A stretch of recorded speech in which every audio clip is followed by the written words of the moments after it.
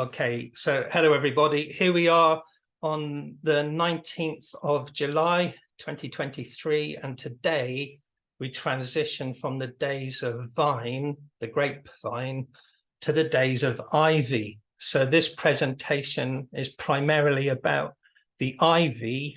I want to say ivy tree, but of course it's not a tree, it's the ivy. And its position on the sun's ecliptic and the star law that comes with it, and then some of the medicinal understandings of ivy too. So I'm just going to bring up my PowerPoint presentation and talk us through some pictures.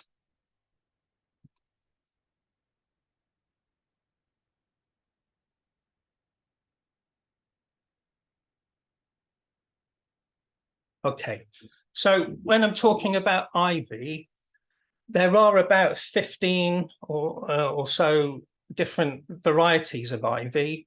And like America has poison ivy, which is quite unpleasant in causing skin rashes, I understand. But specifically for the OM, we're not talking about poison ivy, we're talking about common ivy, also known as English ivy or European ivy, but its botanical name is Hedera helix. As I understand it, Hedera, I don't know if I'm pronouncing it right, is Latin, and it means to grasp hold of something, which is what ivy does, of course. It will climb up anything. And helix is Greek. So you've got Latin Hedera and Greek helix. Helix means to spiral. So it means literally grasping spiral, and that's pretty much what ivy does. Unlike mistletoe, which is a parasite, mistletoe needs to live on the tree and will penetrate into the tree. People often say that ivy is a parasite, but it's not. It doesn't harm the tree at all. Sometimes it can become too heavy on a young tree and make the young tree fall, but it's not actually a parasite. That's just heaviness of the bulk of it. Ivy will happily grow up a wall or even a metal telegraph pole, so it's not parasitic. It's not living off the wall or the telegraph pole. And it's not living off the tree. It's just climbing up it. It's a climber. So that's what it does. I'll talk about its nature a bit further on. I particularly love ivy because it's my tree. My birthday is during the days of ivy. And long before I found that out, long before I understood the OM, I did lots of artwork, and a recurring motif I had was spirals of ivy, usually around pretty ladies' faces and stuff, but ivy was my thing, and I was chuffed to pieces to find my birthday landed on ivy. Ivy, of course, is one of the evergreen trees in the OM. Here is the evergreen pentagram. You can see ivy on the left at the bottom. And what's lovely with ivy is it has, in the autumn, tiny black berries. They're about 1 centimeter across. And each of those black berries has a 5-pointed star on it. So this is a close-up of one of those berries, and you can see the kind of ecliptic, if you like, around the center nipple. And there are 5 stations, like slightly darker purple patches on that ecliptic. So on a tiny, not microscopic, but a tiny scale, every ivy berry is saying the number 5, making it, of course, a tree or plant of protection of the goddess, the goddess Venus, Lady Elfheim, Dame Venus. Her calling card is the 5 petals or the 5 apple pips or what have you. That's her numerical code, as it were. So this is where we are on the sun's ecliptic. We've gone from the days of apple which was the summer solstice time, the dead center point there. And then after the solstice, we start to descend into the days of vine. And then with ivy, we're going to go from today, the cusp between vine and ivy is going to take us up to the moment of lunacy, the 15th degree of Leo, the midpoint between summer solstice and autumn equinox. Now, ivy also carries a very special time of the year, unique in the OM, unique in the sun's ecliptic, and I'll show you that. So this is the Mithraic star law icon from Hadrian's Wall, but simplistically, around the figure are the signs of the zodiac, and the layout of the zodiac has it so that above the head of the central figure is Cancer the crab and Leo the lion, you know, and Cancer the crab is the only sign governed by the moon. Leo is the only sign governed by the sun.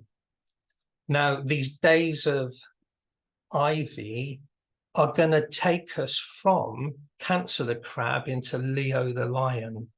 So ivy holds that central cusp between the moon and the sun, between the knowing mind and the reflective mind, between your yin and yang, between your left brain and right brain, you know, between being awake and asleep. It's holding that center point. And that's actually a specific day in July, which is the 22nd of July, is the transition from Cancer the crab into Leo the lion. But that is the central line of the mystery figure inside the zodiac. In this case, it's Mithras. At the medieval abbey of Vézelay, it's Jesus, but it's just a divinity surrounded by the stars, but having the planetary chakra system aligned with them. And this is played out thoroughly with ivy. So going back to the days of Apple, the days of Apple hold the summer solstice. Esoterically inside the body, that corresponds with your pineal gland, because the rising of energy from winter solstice to summer solstice is the rising of energy up your spinal cord to your pineal gland. And that's the summer solstice moment. And then there's 3 days standstill. And then things start to sink down again. The energy starts to descend again after rising. That descending, or the beginning of the descending, is in the days of vine. It's quite interesting because vine or wine relaxes mental and emotional and physical inhibitions. So it's got that kind of, there's the ecstatic rising of energy, and then there's the beginning of the afterglow of just going, and that's the days of vine. They're just letting it go, letting it settle down again. Now here's a magical thing then. So all of that is happening in the sign of Cancer the crab, because summer solstice is when the sun goes into Cancer the crab. Then the sun reaches the days of vine. And now with the days of ivy, we're actually going to go from Cancer the crab into Leo the lion. Now, Leo the lion corresponds with your heart, corresponds with the middle cauldron. So energetically, this is what's happening. There's been the rising of energy to the pineal gland for the summer solstice, the beginning of the relaxing of the inhibitions with vine, and then ivy is going to take us to Leo, the heart. So there's this kind of coming down from the pineal into your middle cauldron, from the upper cauldron to the middle. That's happening with the days of ivy. So it holds that center point between the sun and the moon, and then it descends down into the middle cauldron. Now, make of that what you will. You know, that's just the star law esoteric stuff that ivy is holding. And then as it settles down, that will take us to Lunasa, the Celtic festival of Lugh. And then we're into the days of Broom, and Broom is the Grail maiden corresponding with the heavenly wine mixing vessel, Crater the Cup, which is also the middle cauldron. So we're coming down into the middle cauldron, and that's Lunasa. Make of that what you will too. You know, they're just things to think about, things to meditate upon, really. So ivy then, a fascinating plant. It's overlooked, I think, in favor of so many other things, but it really comes into its own, of course, in the winter time when all the deciduous trees are bare. Ivy is still giving greenery, and probably the most important thing it does is it offers shelter and nesting for birds. And that's probably its most crucial thing, especially in the cold winter, you know, when the trees are bare, the ivy is somewhere safe where they can nestle and so on. It's around about now, roughly late June to late August is when ivy starts to flower. And here you can see some bees on the ivy flowers. It's the last source of nectar for bees and insects and so on. So ivy is here's the last gift of the mother goddess as we approach autumn, you know, so the bees need to fill up with this nectar. So it's giving the last of the nectar to the insect world, and it's also creating autumn winter homes for the bird life. So when some people consider too much ivy on a tree to be unsightly or heavy looking, I don't see it that way. I see it as nature looking after the insects and looking after the birds. So of course the flowers turn into berries, and the berries of ivy are fascinating, and more often than not they're high up, so you don't often see them at eye level, only in certain places depending on the terrain. So the lower ivy leaves are just busy climbing up the tree or whatever, and then higher up they're going to flower and turn into these clusters of berries. Now each berry is about the size, each cluster is about the size of a golf ball, and it's made of lots of little berries. So each berry is about 1 centimeter wide, and the whole thing is like a golf ball. And you can see what I showed you earlier, that each berry has a kind of white ring with 5 points on it. You know, that the Venus signature is there on the ivy berries, just like cutting an apple in half. So the medicine of ivy then, up until the last few days when I've been doing a bit of research, I've only known ivy in a kind of shamanic way, not as a food thing, and it's not a food thing for human beings. You can't really eat any of it. However, modern medicine has managed to do ivy leaf extract, and you can buy that online on Amazon, ivy leaf extract. I don't know how the process is done, but it is proven to help with coughs and asthma and bronchial problems. So it helps to reduce buildup of mucus and stuff. So it offers a lot of relief for people with bronchitis and asthma and stuff, you know. So again, it's not a kind of food herb that it's easy to use medicinally by the cottage herbalist, but modern science, modern medicine has extracted medicine from the leaf of the ivy. So the benefits of the IV, what's it called?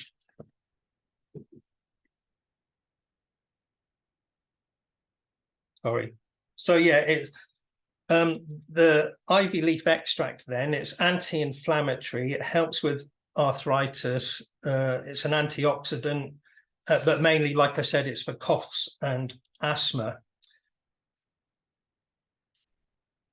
I know it better in a kind of more shamanic-y way. And there's this wonderful book that I've shown before, Herbcraft, by Susan Lavender and Anna Franklin.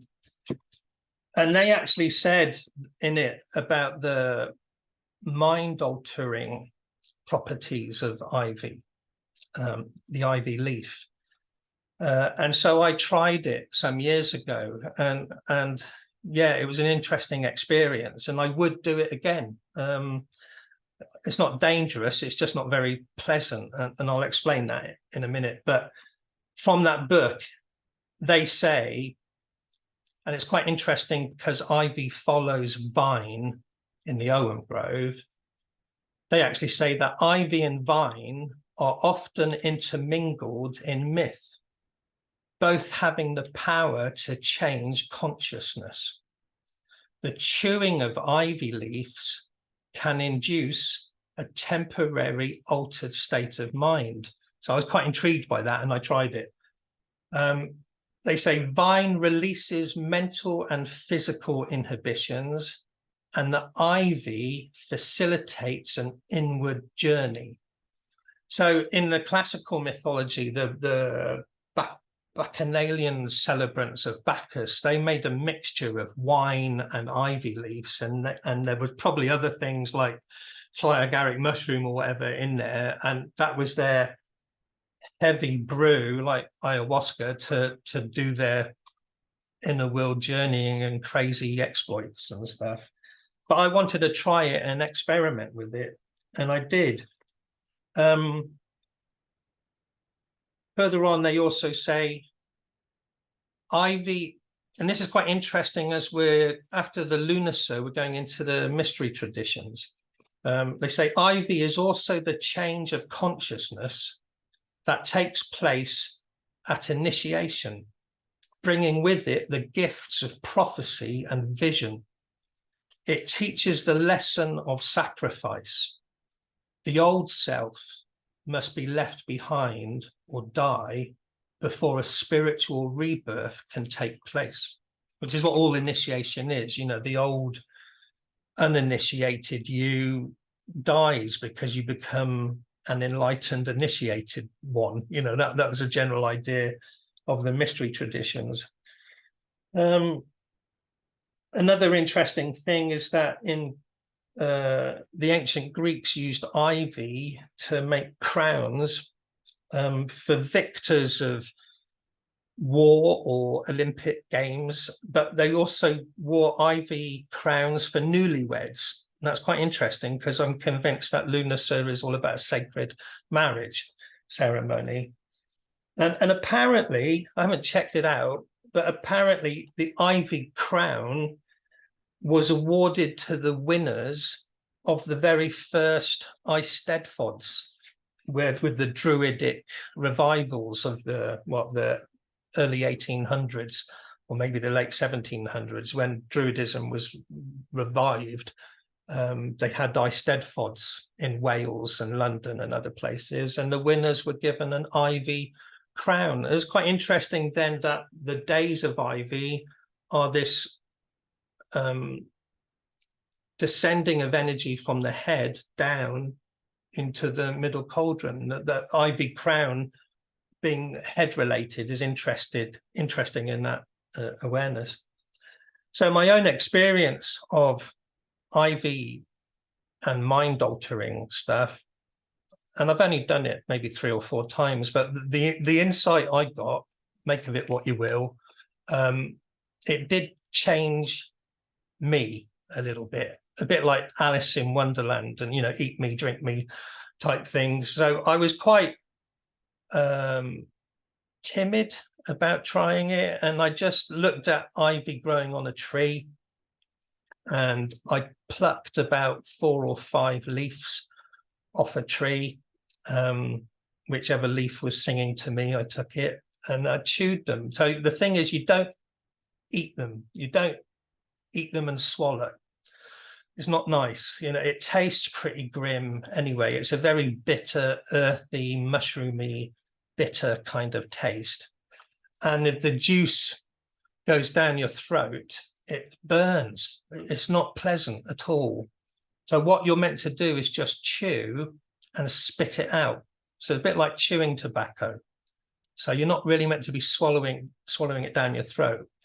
And the mind-altering bit is absorbed by your gums and taken into your brain rather than going down into your digestive system. So it's chewing and spitting, and it isn't a nice taste. So with that said, I had some nice experiences doing it, and I would still do it. One phrase I got was that it's the key to the woods. And I like that idea. You know, if you're going into the woods shamanically, well, chew a few ivy leaves, you know, and I wouldn't do it all the time, but I'm open to it. From a kind of Tai Chi or Qigong awareness of my own body, the effect I experienced chewing ivy was a relaxation, that my neck muscles and my shoulder muscles relaxed, and then the top of my vertebrae relaxed. So it felt like my upper spine was just relaxing and letting go of tension, and that was a really nice feeling. And maybe there was a feeling of being a little bit drunk, but nothing heavy, just a little bit away with the fairies and with a relaxed spine. I didn't get any hallucinations or visions. And the biggest preoccupation I had once was an old metal gate to a field. I was making my way home, and the rust on this old metal gate was vibrant. It was incredible, vibrant orange. And I stood just looking at the metal fence for quite a while, drinking in the orange rust vibrancy. So again, not any major visions, but certainly chewing ivy like a tobacco and spitting the juice out is mind altering. That's all I've done with it, really, but I am open to doing it again with a more conscious kind of meditation, shamanic intent to work with the spirits of the forest or something. But equally, I do think you don't need anything. I think you can do your psychic stuff completely sober. But aware that with the Bacchanalites and the Bacchanalian things with Dionysus and Bacchus and the wine and the mixing of ivy leaves into the wine, leading up to the marriage ceremony at Lunasa, things that might be put into the punch bowl, quite intriguing.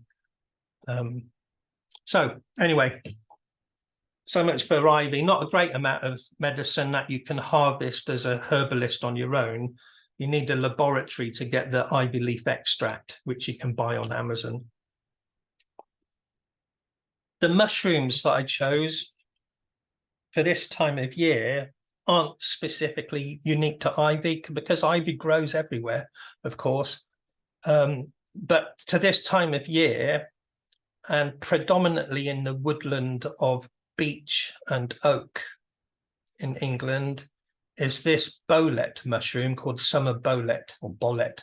And they're a species of about 7 or 8 varieties, and they're completely edible. They've got lots of benefits as well. This one is relatively rare, hard to find, but it's this time of year, you know, it's June, July, August, whereas a lot of toadstools are more towards the autumn than the summer. So this is uniquely summer Bowlet, you know, so it's a summer fruiting mushroom. The thing that it's most likely to get confused with is another Bowlet mushroom called penny bun. And it doesn't matter confusing them both, because they're both edible. They're both really good for you. So the benefits that they give you are that they're antioxidant, they're anti-cancer, very nutritious, full of minerals and vitamins, and tasty. Especially penny bun, it's quite desired by lots of high-class restaurants. They protect the liver. They help to regulate blood pressure. So they're an all-round good thing, like most of these mushrooms are, you know. Again, the lament is that we don't use the mushroom world as much as we should, and we'd all be much better off if we did, especially for brains and bodily health. So then, the flower I chose for today, for this time of the year, the days of ivy, so July going into August, is the common poppy. I don't know how to pronounce it. Papava roas, I don't know. Papava. Anyway, not to be confused with opium poppy, which is a different type of poppy. So the common poppy in Britain, England, is not an opiate like the opium poppy is. It does have some mild narcotic and sedative properties, but nothing to be overly worried about. Not like the opium poppy, which is highly addictive and visionary, of course, you know. So, but even on a mild level, the common poppy is something that could have been added to the wine mixing bowl, if you like. I only recently learned a lot about it. I took this photo and the next following photos. I actually took them today, you know. So these are around the farm where I am in Guernsey at the moment. I didn't realize that the flowers last one day. That's it, you know. So like behind these, you can see some crumpled up flowers. They're yesterday's flowers, you know. So it opens for a day and then it's gone. The moment's gone. But what it leaves behind is these amazing capsules, and the capsules hold the poppy seeds, you know. Fascinating. I was counting them all, and the star on the capsules, more often than not, is 10, sometimes 9, but it's 9s and 10s, mostly 10s is what I discovered counting them. And you can see how small they are. They're a lot smaller than the opium poppy seed head. You know, that's much bigger. There are some ornamental opiate poppies that people buy from garden centres, but this is your common poppy, the corn poppy, the field poppy. Beautiful, though. So medicinally, where is it? The poppy seeds are edible. You can eat those, but not in massive quantities, but people don't. But people add it to bagels or sprinkle it on cakes or into bread and stuff, you know. So the poppy seed is an ingredient in the cupboard in the kitchen. So you can gather your own from these. But as a medicine, a tea is made from the flower petals. So you can gather the flower petals and dry them, and then you can drink poppy flower tea. And it's got some good benefits, and it does have some mild sedative effects. And apparently, in olden days, they used to make a poppy petal syrup that was given to children to help them sleep at night. You know, it was a kind of syrup made out of poppy petals. So the dried flowers as a tea, and the seeds, you could put, I don't know, you could probably soak them in water and drink them, but people usually just eat them on bread. But they relax the central nervous system, which is what chewing ivy did for me as well, relax my spinal cord and neck and shoulders. So the poppy relaxes the central nervous system. Like ivy extract, it's a treatment for asthma as well. So it helps the bronchial side of thing and cough relief. And it's a mild sedative. So that's it. People have used it traditionally, like in olden days, for gout and aches and pains and stuff, but mainly it's a mild sedative, and it's hard to measure, but it's also very mild narcotic. So it is a little bit like the opium poppy, but nothing drastic. And it's very hard to get that out of it. So mainly it's a relaxant and a mild sedative. So it might help in that kind of way of getting visionary dreams, so having the mild sedative of common poppy and maybe mixing it with mugwort tea or something, you'd have a bit of a dream brew going on, So these are just ideas that I'm having with the cauldron that Keratrin is brewing around Lunasa, so the interesting visionary things that are going into that brew. So I'll stop the presentation and you can put your microphones back on and we can chat about some of those ideas. I found some interesting things on Mugwort just yesterday or the day before. I should probably send them off to you and see if you'll post them. Yeah. Because that's also tends to give you very lively dreams, does it not? You apparently, I've tried it myself. You don't even need to drink mugwort. You can just have a bunch of it by your pillow and it's going to give you, yeah. Make a little pillow of it, yeah. The aroma. And of course, everyone is different. Like I keep going back to that awareness that some of us can eat a bowl of peanuts and be fine. And the unlucky person will have a massive allergic reaction to one peanut and end up in hospital or worse. So we're not all the same. And so like ivy leaves were boiled up and used as a skin tonic, and they're meant to help with wrinkles and things like that. However, if you're an allergic type person, it could be really nasty allergic reaction, a bit like poison ivy in America. So you can't recommend ivy as a skin tonic to everybody. I've never had poison ivy, poison oak. The boys in the neighborhood, because I was such a tomboy, used to pay me $1 a leaf if I would dare rub it on my skin and even eat it. I made so much money. It was just ridiculous, but I didn't ever get any poison ivy or poison oak. So, but it was lovely. Oh. I think I did a beginner's course in Ayurvedic herbalism years ago, and the first awareness is that we're not all the same. We are all different. So the prescription, it can't be one prescription for all people. It doesn't work that way. So you have to find out what sort of type a person is first, And always carry an EpiPen. I did want to mention one thing I know about ivy, as far as when it attaches to a brick wall. If that brick wall is a freestanding brick wall, it will crack it and bring it down. I've seen it myself in property. So, but I'm glad that it's not hurting a tree when it climbs it.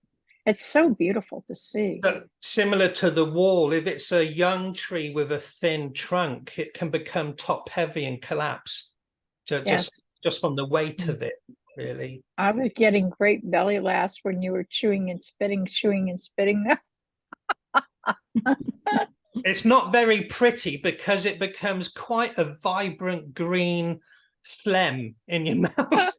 So you can dribbling green bits down the side and spitting it out. I might tell you that ivy honey is awful. I did have some jars of it in here. Last year I was very late taking the honey off, and in fact the bees have difficulty in eating it in the winter because it solidifies very quickly. Oh wow. So ivy honey is frowned upon. You need to get anything off before the flowers come. And then I was thinking about the spiraling thing that you were talking about. Helix. And it made me remember the caduceus and how this spiraling is bringing the male and the female together. And I personally, like you, Yuri, I absolutely love ivy. And I have a lot of it on the wall outside where I live. And I know the birds. There's some over on a fence as well, and the robins nest in there, and they raise their young in there, and that's really lovely. And poppy, my poppy essence is for depression, and it's got a nice poem, and I've just redone the painting as well, but it is for depression, and I've had some really good effects with it. So that's like, you said it's sort of soporific and calming. Yeah. So that's the energy that it gave to me as well. So lovely. And it lifts you up because they're so lovely. If you're in a field where there are a lot of them, you can, if you stand in them, which was where I was drawn to make it, there were lots in Nonsuch Park, you could feel the energy. It was really light and, really beautiful. Well, yeah, lovely. It's also, it's the last nectar of the year for the insects, and it's what giving the ivy is, yeah, and it's giving nesting and home for the birds throughout the winter. So it's a very giving plant, really. That's its purpose. If it's an expression of Mother Nature, it's the ultimate giving through the difficult winter, in a way. Andy, you said about chewing. Yeah, I was saying that I have chewed a bit, but I only chewed one leaf at a time and not noticed much effect. So I think I'll try doing like 4 or 5 like you and see if I can kind of effect. We're all different. I also wanted to say what did I want to say? That it how you're saying about it was probably used with a brew with vine. And, thinking about some other things with the Ogham Grove of like the trees that are missing, like beech and rose, and that it's been included makes you think it's obviously not, it's something more going on here, because why would you include, okay, like what you had the intuition that it's the key to the woods, but it must have been used in some kind of ritual way for it to have been included, because otherwise, when all these other trees have been left out. Yeah. They use the ivy as crowns. Did they use the vine as well? Well, I think they did in the classical world.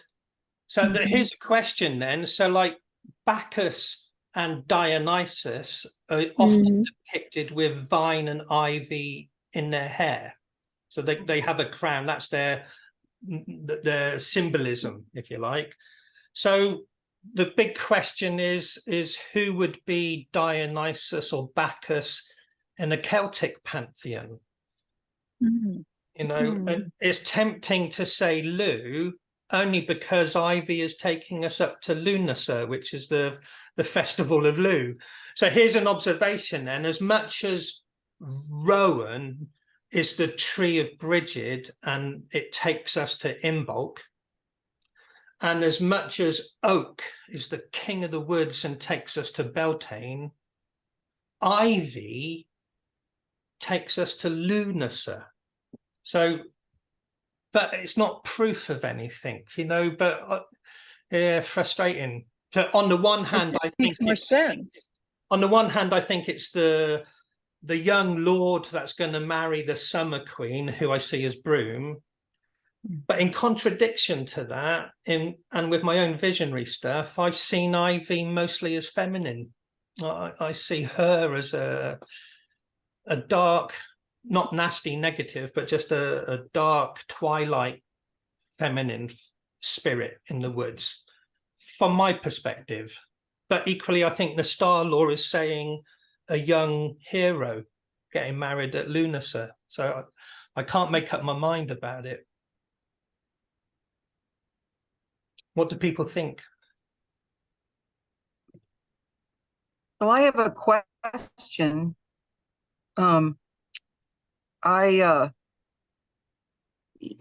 because of all of the mind-altering properties here that we're looking at with vine and ivy and poppy, I'm wondering, could this time of year be the best time for shamanic journeying or shamanic work? Yeah. Just because of, I don't know, that's just a thought. That's something that came to me. Otherwise, you've got to, well, certainly you're gathering things in the autumn. Otherwise, you've got to make them last all year. You've got to dry them and preserve them, haven't you? So they're there and available at harvest time, maybe. So Lunasa is roughly an early harvest festival. And there's other things that affect the mind. There's some germs that you get with corn and barley and rye stuff, aren't there? There's lots of things. And yeah, there's other mushrooms we haven't touched on yet, like the psilocybin and stuff, so they're more like August, September. Those are legal in Colorado now. Yeah, they're microdosing. Did you say, Amy? Huh? Did you say they were microdosing? In They're legal in Colorado. Psilocybin is. My massage therapist friend microdoses with them. I'm considering it, but I have to do some research on that first. Yeah. But she's microdosing with psilocybin to help with depression. Yeah, and they're looking more and more at the mental health aspects of MDMA and using that for people with very serious mental health issues, like that are way on the spectrum. MDMA is wonderful. MDMA is great. When it was originally back in the 70s and 80s, but after that they changed the compound. Never any good. The other rule with Ayurvedic herbalism at the beginner's level is that everything is medicine, everything is poison, and it's all about quantity and the circumstances, sort of thing. And it's not like more is better. No, no, not at all. No. That's for sure. And that's the addict's approach. A little bit is good, more is better. It is, yeah. It's more powerful. The less you take. What was that one mushroom we were speaking of? The tulip, the black. Does anyone recall? Several groves ago. The black trumpet. Yes, that you can order off of Amazon. And what it produced. Yes. That might be worth a try. Manu has just typed up a sound observation that shamanic journeying in the summer makes sense on the basis that you're less likely to get hypothermia if you're getting too far out of it. Or lose limbs. You don't want to get lost outside it midwinter. I've microdosed with the psilocybin and it's been amazing, really. And anybody, I don't know who was talking, but there's really a man named Eric who's an expert and that prescribes it for you, and it's the kindteacher.org. And he's wonderful. What is it? The kindteacher.org. His name's Eric, and he really knows the doses and how to, prescribe it for you. But it's amazing because I had a little PTSD from a little experience that I had, and it completely, my friend who had taken it said, "Oh, you have to try it." And after a few months of doing it, you just do it on and off and very micro. But I realized I was like completely, it was over, and it's very powerful. Name me one person in all the world that doesn't have some level of PTSD. Right. Yeah. You know, we've all been experiencing a lot of, because television is right in our face, so are the horrors that happen there all over the world. Yeah. Mhm.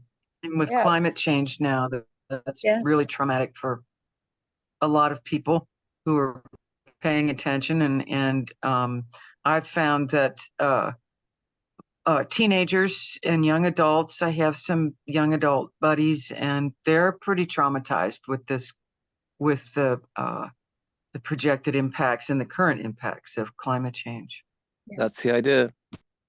Yeah. It's all to do with control. Yeah. The earth knows what she's doing. It's all to do with fear and controlling people. There's no such thing. It's rubbish. Ebb I'm and glad- flow away. Yeah, I'm there's glad no the Fire. mushrooms are coming to everybody's fore. I don't know if you've watched the fantastic fungi documentary, but it's That's amazing. lovely. Isn't it amazing? Amazing. Yeah, it's Yeah. brilliant. Yeah. A I've watched it description. about 5 times, Elizabeth, because there's so much in it. Yeah. A description that really registered with me with regards to doing vision work. This just came through shamanic drumming, or just visionary drumming. But the awareness was that watching television or a film, and there's nothing wrong in it as entertainment, but it's what's known as passive trance, that you just sit there watching. You're not involved, you're just watching. So they call it passive trance. Whereas if you're working with visionary journeys, they call it active trance, that you're actually involved in the script, you're involved with the unfolding story, and that's the power of Alice going into the underworld, or Exactly. So like when we do our meditation at the end, it is actually active trance,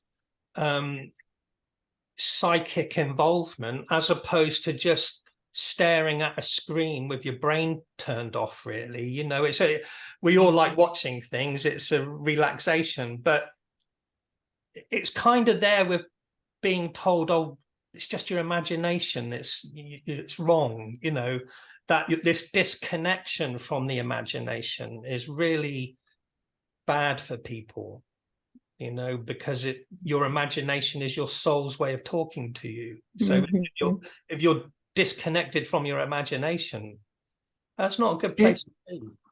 And that will lead to being controlled by fear, because you're just going to believe passively what the screen's telling you as well. And being depressed. Yeah. I have a question. Get out of their heads. Or as a request as well. I really love the pentagram symbol, and I feel so drawn to it. And some of what you were saying at the beginning was quite enticing to me, and I see it everywhere in nature as well, like we all do. And I was wondering if you could do a talk on it. You've been putting out some great talks, Yuri. I was wondering if you could do a talk on the pentagram and the symbolism of it, and I'll think about it, definitely. Thanks. It was actually pentagram studies that led to figuring out the Ogham Grove, because I was looking at some Rosicrucian stuff with geometry, and it's just dividing a circle into 5 is all it was, really. Yeah. But that goes back to Rosicrucian mysticism, which goes back to Elizabethan fairy traditions, actually. So it's really complicated, but it takes you back to Venus, who is the fairy queen, or Dame Venus, or Lady Elfheim, nature. It's that working with that Venus frequency. And the pentagram, although it's very popular with Wicca and modern paganism, and for some people it's a bit tacky in that way, but actually its origin is really profound, and it should be treasured, really. The planet Venus does that 5-petaled orbit every 8 years around the sun, and that's the numerical code of Venus.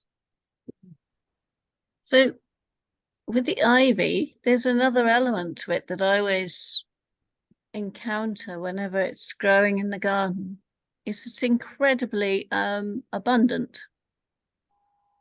You can, we've got a wall that's covered in ivy, and you can trim it back and it'll grow out again. And if you don't trim it back, it'll actually take over the whole area. But it always requires support. It has to relate to, say, it can't just grow into space on its own. Mm-hmm. It has this spiraling, but it's always linking in to whatever its support is. But like the bramble, it's something that seems to just grow inches every day. So it's got this incredible abundance to it. Whereas some trees are very slow to grow.